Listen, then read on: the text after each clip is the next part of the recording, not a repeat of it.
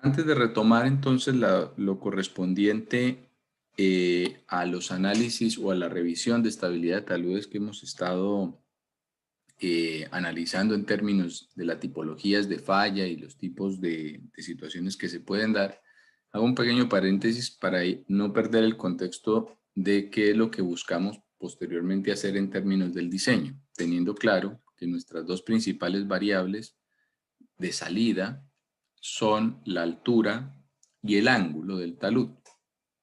Y que cuando este ángulo o esta altura eh, requiere por proyecto tener valores de alta magnitud, esto nos obliga a usar elementos complementarios de contención para sostener o para garantizar cierta altura o cierto ángulo, que es análogo a lo que pasaba con el tablestacado, donde el principio inicial sería tratar o buscar que una tablestaca funcionara solamente por el empotramiento, y cuando la altura o las condiciones de presión o alguna variable complementaria como sobrecargas podría generar la inestabilidad, y esto obligaría a usar una penetración muy grande respecto de la altura libre, pues la opción no sería seguir enterrando la tablestaca, sino sencillamente poner un elemento de contención auxiliar.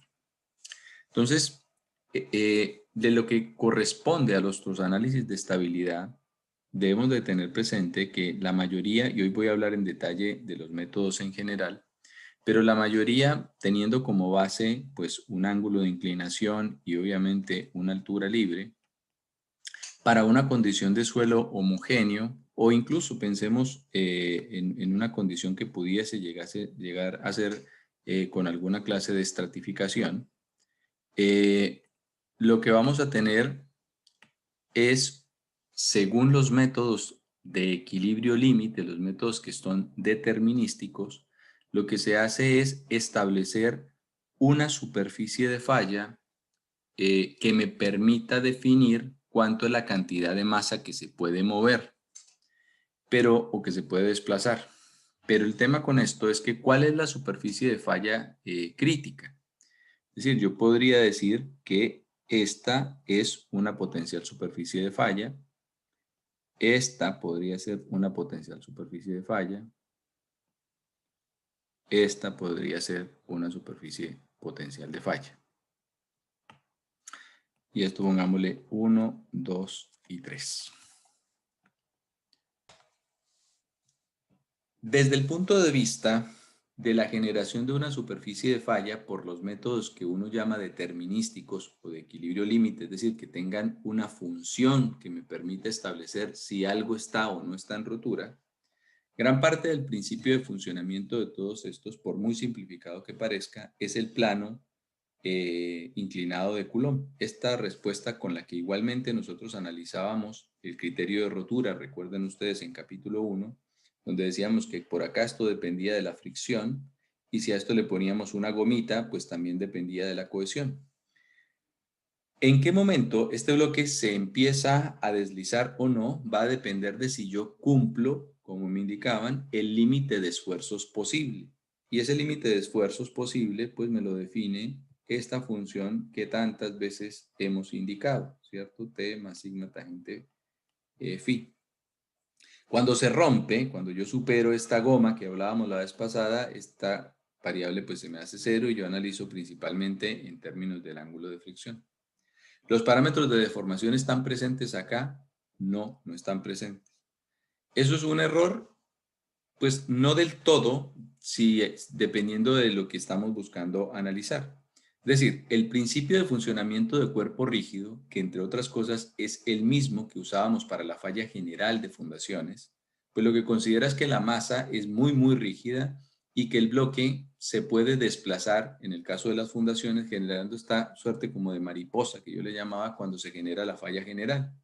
Cuando el suelo, que claramente no es completamente rígido, tiene una capacidad de deformación, pues yo ya no puedo analizarlo como un bloque rígido como tal. ¿Qué es lo mismo que ocurre acá?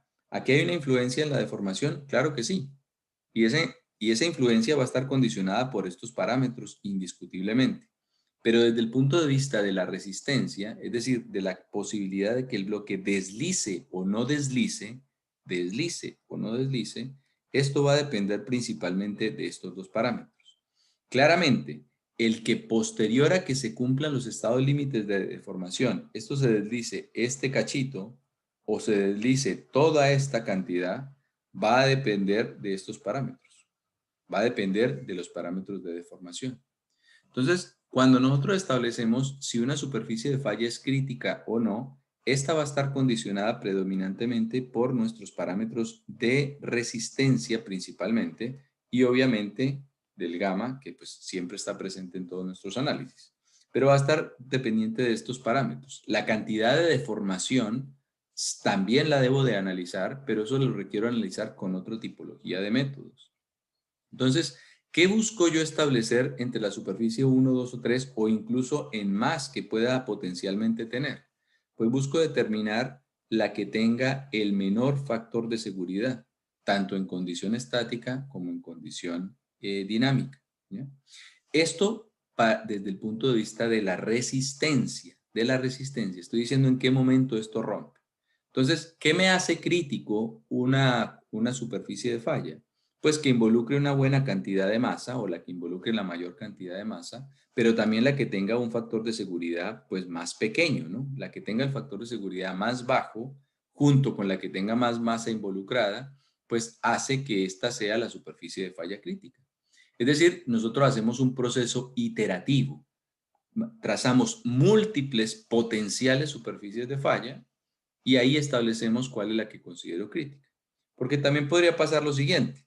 La superficie de falla 3 tiene un factor de seguridad, por ejemplo, de 1,8, por inventarme cualquier número, y la superficie de falla 2 tiene un factor de 0,9. Entonces, la superficie de falla 3, que involucraba toda esta cantidad de masa, claro que es crítico el que involucre esa superficie, esa cantidad de masa, pero prácticamente está estable. Entonces, ya no se vuelve crítica para mí.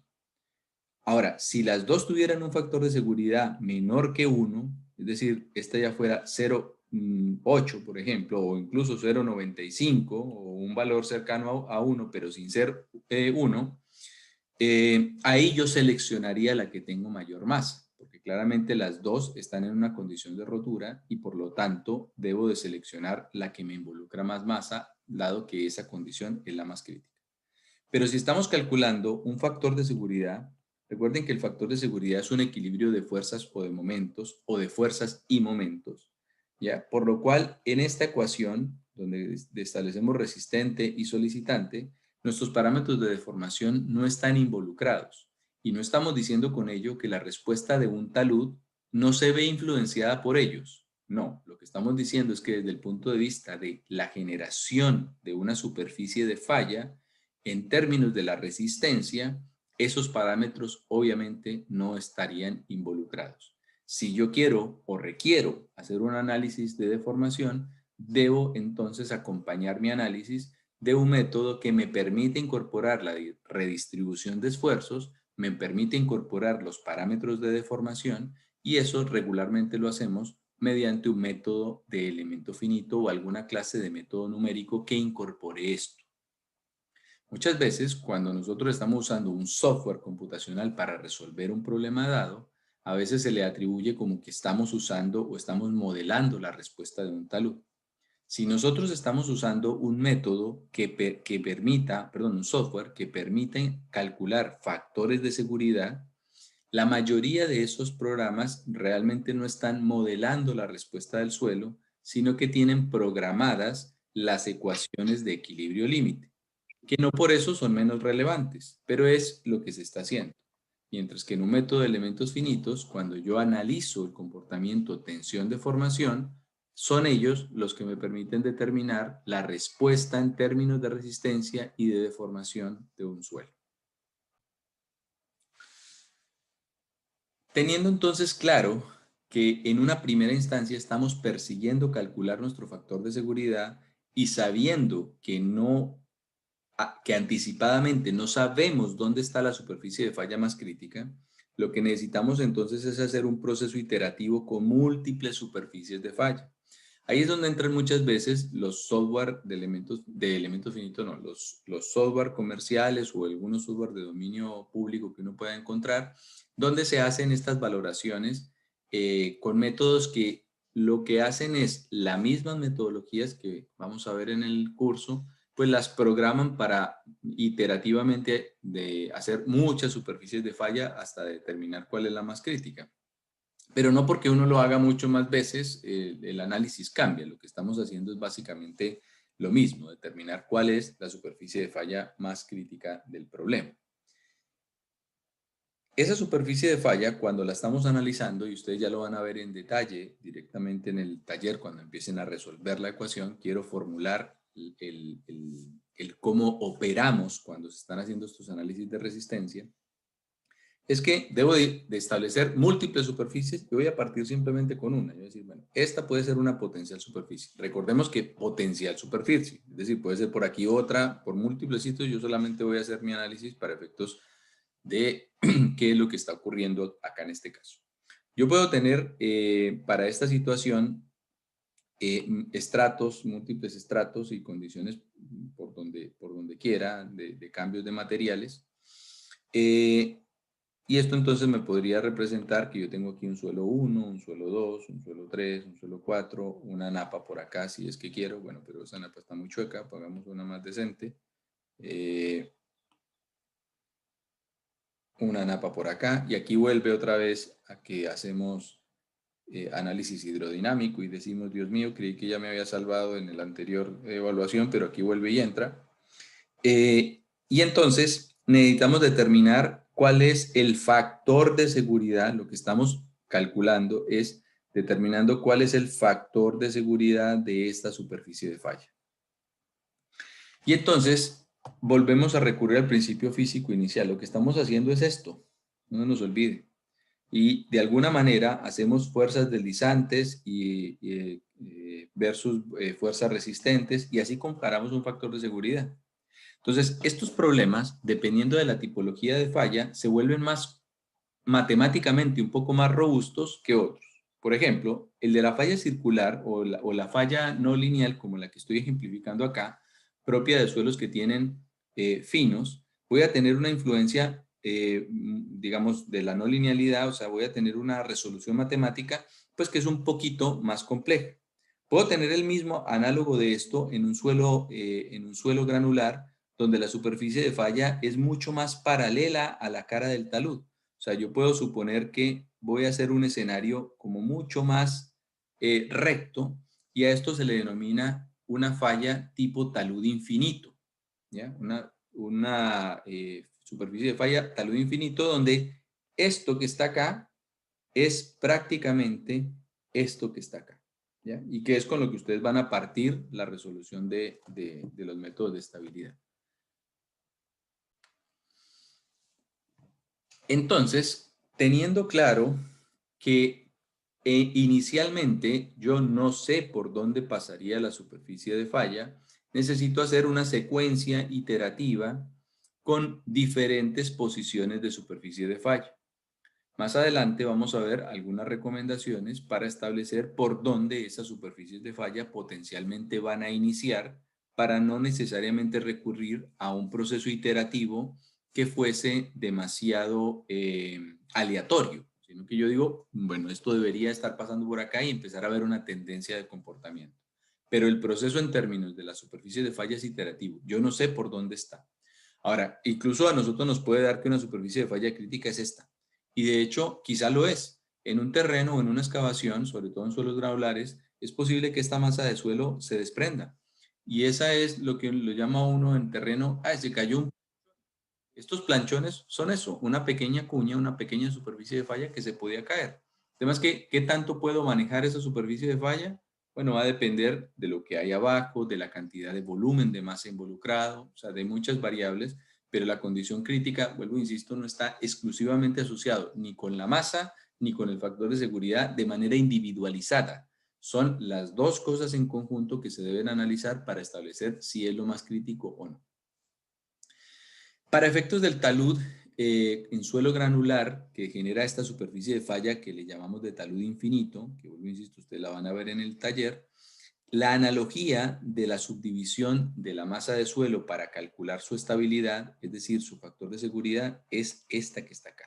tal cual, equilibrio de fuerzas. Yo tengo un plano inclinado que tengo una fuerza normal, una fuerza friccional, hago un equilibrio de fuerzas y resuelvo mi sistema. Obviamente yo lo estoy aquí pasando de manera muy genérica. Eso es lo que se hace. Pero yo lo que necesito es saber cómo toda la masa a lo largo de la superficie de falla está generándose la condición o está alcanzando la condición de rotura. Entonces, en esos taludes, con esta superficie de falla más o menos paralela a la cara del talud, lo que hacemos es subdividir el dominio en segmentos. Y a cada segmento, pues le calculo el factor de seguridad. Ahora, si cada segmento es igual, pues en teoría el factor de seguridad de este y de este y de este y de este, pues tiene que ser igual, ¿cierto? Entonces yo hago el análisis por cada segmento y recuerden que el principio de equilibrio límite no nos permite establecer falla progresiva. Es decir, en el instante en el que la falla se genera, estoy diciendo que todos los puntos entraron en falla. Yo no puedo decir que la mitad está en falla y la otra mitad no. Si dije que hay una superficie de falla, es que esa superficie de falla está generada por completo, ¿cierto? Entonces, mi equilibrio lo establezco considerando que todos los puntos van a estar en rotura. Todos los puntos van a estar en rotura al mismo tiempo. En el caso del talud infinito, el problema es relativamente simple, por la razón que les indicaba. Tengo esta condición, tengo esta superficie de falla, empiezo a subdividir en dovelas o en segmentos, y aquí hago mi condición de equilibrio. En el caso del talud en suelo fino, el análisis no es muy diferente en relación a lo que estamos buscando hacer, que es calcular este equilibrio, pero ya no tengo una superficie de falla tan fácilmente describible como esta que tengo acá lineal. Yo tengo ya una condición no lineal. Y en todo problema no lineal o que yo tenga una variante en espacial, pues lo que tengo que nuevamente es generar una subdivisión. Entonces, acá la mayoría de los métodos de estabilidad se basan en la formulación de división en dovelas. Entonces, lo que hago es que el dominio lo subdivido en segmentos, hago como una discretización, ¿ya? En segmentos en los cuales yo voy a hacer mi análisis de resistencia en cada uno de estos segmentos. Obviamente, dependiendo de la subdivisión, de la cantidad de segmentos que divida mi dominio, voy a ser más o menos preciso, ¿ya? Pero eso es básicamente lo que hacemos. Y también es importante tener presente que en un método de equilibrio límite, lo que estoy evaluando prácticamente es solo lo que ocurre acá. Es decir, los parámetros de resistencia me interesan en la zona de contacto de mi superficie potencial de falla, ¿ya?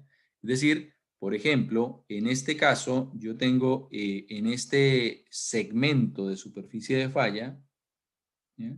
Yo tendría como el suelo 1 por acá y el suelo 2 por acá. Es como si una fracción de la superficie de falla estuviera con un suelo y otra fracción estuviera con otro suelo. Bueno, eso en teoría no se puede generar porque yo lo que debo de garantizar es que en la base de cada dovela o en la base de cada subdivisión haya un mismo tipo de material. Entonces, pues, ¿cómo soluciono esto? Pues lo soluciono simplemente generando una dovela, voy a cerrar acá, generando una dovela que solamente involucre un mismo tipo de material. O sea, esta dovela, por ejemplo, involucraría solamente este material y esta segunda dovela involucraría solo este otro material. Y así sucesivamente. Bueno, aquí me calcé con el segundo material. Aquí debería de cerrar en este punto para que una tercera dovela entre con solo este tipo de material y así sucesivamente. Es decir, lo que ocurra en la base de la dovela es lo que me va a permitir determinar la respuesta de la misma. Ustedes van a ver esto en detalle, pero quiero que sepan que esto es la formulación. Ahora, en una falla no lineal, una falla circular o no lineal, la resolución del factor de seguridad se hace por dos vías.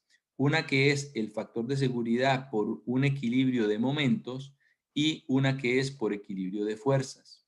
El equilibrio de momentos tiene que ver con el equilibrio global de mi sistema, una compatibilización de lo que ocurre en todas las dovelas, y esto sería como el equivalente de un análisis de la falla global. Y y el equilibrio de fuerzas es lo que ocurre al interior de cada dovela, y sería el equivalente como a una falla local. Como sabemos que lo que ocurre en una dovela y lo que ocurre en todas las dovelas tiene que generar la misma condición de resistencia, pues estos dos factores de seguridad evidentemente tienen que ser iguales. Y ahí es donde está un proceso matemático y metodológico para resolver ese sistema de ecuación. Pero tengo que tener presente que en la falla de lineal basta que el factor de seguridad se calcule en términos de un equilibrio de fuerzas y ahí estoy ticket. Pero en una superficie de falla no lineal, yo debo de usar para el cálculo del factor de seguridad un equilibrio de momentos, un equilibrio de fuerzas, compatibilizar los dos y ahí entonces obtener el factor de seguridad que realmente tiene mi superficie de falla. Y eso lo hacemos en condición estática y en condición pseudoestática.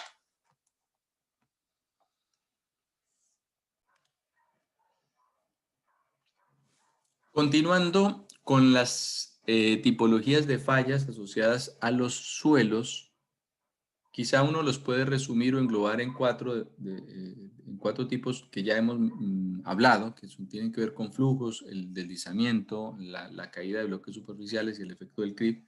No diciendo que son exclusivamente las únicas tipologías de falla, pero que permiten describir hasta cierto punto lo que ocurre en una masa de suelo cuando falla. La falla de tipo circular, que es una falla de tipo no lineal, es una muy recurrentemente vista en suelos finos y que deja pues como un espejo de falla en superficie que es como una media luna y que muchas veces involucra una cantidad importante de masa de suelo. Es más propenso que se genere este tipo de falla entre más componente cohesiva tenga el suelo y de hecho en suelos finos tipo arcilloso, la tipo de falla circular es una de las fallas más comunes que uno pueda ver presentes en ella. Va a depender de la preconsolidación y el grado de rigidez que tenga ese material, si esta falla es súbita o no es súbita. Pero la forma generalmente es una forma como que muchas veces le llaman como de golpe de cuchara, pues porque si pegara directamente en superficie queda como ese espejo de falla en el fondo.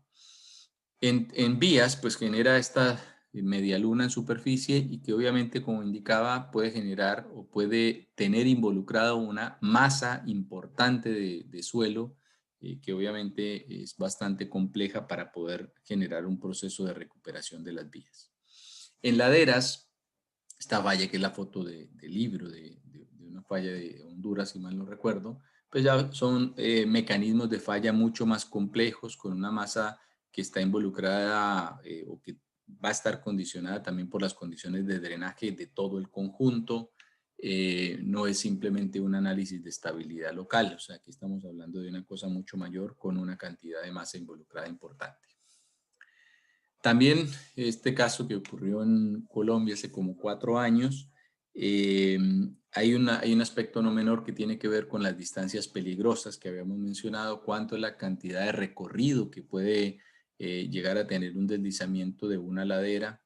Y en este caso es bien particular porque pues, la vía estaba relativamente alejada de la zona de explotación acá que se estaba haciendo en una cantera y cómo la distancia que recorrió la cantidad de masa, que no era menor, pero la cantidad de masa, yo cuando veía esto parecía Photoshop la cosa, pues porque realmente es mucho el recorrido que llegó hasta taponar la vía. Y eso tiene que ver también con la cantidad de agua que está involucrada y demás, pero estos puntos, pues es un análisis de estabilidad que involucran temas probabilísticos de riesgo, el análisis de las cuencas, y no es el análisis de estabilidad como convencional de un corte que nosotros estamos haciendo, sino más bien de las condiciones macro en una zona determinada, y hay una disciplina prácticamente de la estabilidad de taludes que involucra esta tipología de análisis en particular. Los deslizamientos traslacionales similares a los que veíamos en rocas, que es como que se desprende un bloque y este se desliza respecto de otro. En suelos también uno los puede ver y esto ocurre muchas veces en suelos granulares, donde la superficie de falla es más circular y se genera este efecto que se ha mencionado, el efecto de los planchones, que es superficie de falla un poco más superficial que genera un deslizamiento más localizado. Estas fallas traslacionales uno las puede ver, esto es una foto en el sector de Reñaca, donde un pequeño corte pues alcanzó su condición límite y se empieza a generar un desplazamiento superficial de la arena. Esto aquí estamos hablando que es prácticamente arena, y se generó una falla de una terraza que no es muy profunda, pero generó un escarpe importante acá para lo que era una casa, ¿no? Esto que es una vivienda de 2 pisos, ya que generó un escarpe importante que obviamente no por eso, pues para efectos de una casa puede ser bastante perjudicial. También en el caso del maicillo, este suelo del que hablamos en detalle en nuestra sesión anterior, también se genera, al tener una componente predominantemente granular más que cohesiva, fallas de tipo superficial, solo que en el caso del maicillo en particular, recordemos que también la superficie de falla puede estar condicionada por los planos de debilidad o los planos de discontinuidad heredados de la roca madre. Entonces puedo tener una superficie de falla más o menos profunda, pero esto está condicionado por las diaclasas heredadas, que ya al ser suelo, pues no le podría uno llamar diaclasa, pero es la discontinuidad que se heredó del proceso de descomposición desde cuando era suelo a ahora a roca. Las fallas en suelos granulares o en suelos con componente cohesiva baja, pues son de este tipo, son fallas superficiales que pueden involucrar una cantidad importante de masa dependiendo más de la altura, pero su profundidad de influencia es relativamente baja.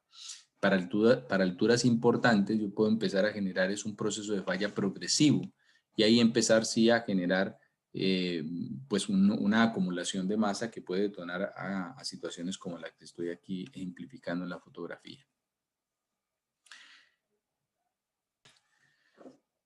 Según las condiciones de los tipos de material que están involucrados en el deslizamiento, cuando tenemos una situación de flujo, pues este flujo va a depender de si tenemos roca, residuos, mezclas de detritos de diferente índole o mezclas de suelo, y la cantidad de espacio recorrido, distancia recorrido va a estar dependiendo de esa misma condición, de casi como la viscosidad que pueda experimentar el suelo. Habíamos mostrado algunas situaciones de este estilo donde volvemos a hablar del tema del concepto de esta distancia peligrosa, y esto nuevamente es una rama que está más involucrada para el efecto de análisis de las laderas y donde las condiciones de flujo y el levantamiento hidrogeológico de la zona pues juega un papel muy relevante en hacer estas evaluaciones de estabilidad. Habíamos hablado que incluso hay algunas estructuras de contención que en zonas donde potencialmente se produzcan esta clase de movimientos o esta clase de situaciones, se generan tablestacados como barreras de protección vial, donde por gran parte del tiempo ese tablestacado no ofrece ninguna clase o no tiene ninguna clase de relleno, y se instalan paralelos a los ejes de la vía en las zonas de drenaje para aislar y proteger la vía en caso de que esta sea una vía de alto tráfico o de alto interés para alguna zona en particular, y que obviamente pueda generar esas repercusiones de desabastecimiento importante. La falla del creep o la falla de flujo por viscoplasticidad del suelo es esta que también hemos mencionado, que es este efecto como de que hay como un flujo, como si esto se estuviera vertiendo y se empieza a generar unos surcos que muchas veces en zonas con presencia de animales, pues muchas veces se confunde con los surcos que dejan los pasos de vacas o cabras por las vías, por el cerro, perdón, pero esto se diferencia porque la vegetación no cambia de color. Si ustedes fijan acá estos surcos, el paso de los animales pues va generando un surco un poco más oscuro, mientras que estas vertientes pues es como unas estrías que se van generando sin necesariamente cambios importantes en la vegetación, salvo cuando esto tiene un desplazamiento importante. La cantidad de masa que se puede involucrar acá es muy grande y va a depender de la tasa de flujo que se está generando en el tiempo, el qué tan crítico puede ser o no el desplazamiento de una zona que esté sometida a una condición de creep. Es decir, yo puedo ir checando cuántos milímetros al año o al mes esto se está deformando para establecer una zona como condición de riesgo. El lateral spreading, que también en una sesión anterior se había comentado, que es una falla también por condición dinámica y particularmente por pérdida de resistencia por efecto cíclico, pues es una falla que se genera en zonas de baja pendiente, donde paralelo al talud, digamos que esto acá no se alcanza a acusar muy bien la diferencia, creo que aquí hay algo, pero digamos que esto va con una cierta pendiente en esta dirección y la falta de confinamiento sumado al efecto cíclico que pudiese generar una reducción de la presión del esfuerzo efectivo por aumento de presión de poros, va generando una secuencia de falla como un efecto dominó lateralmente que va produciendo un desplazamiento lateral de la masa de suelo. Estos efectos son propios de condición dinámica en suelos que generen o que se pueda generar una reducción de la resistencia producto de esa carga cíclica.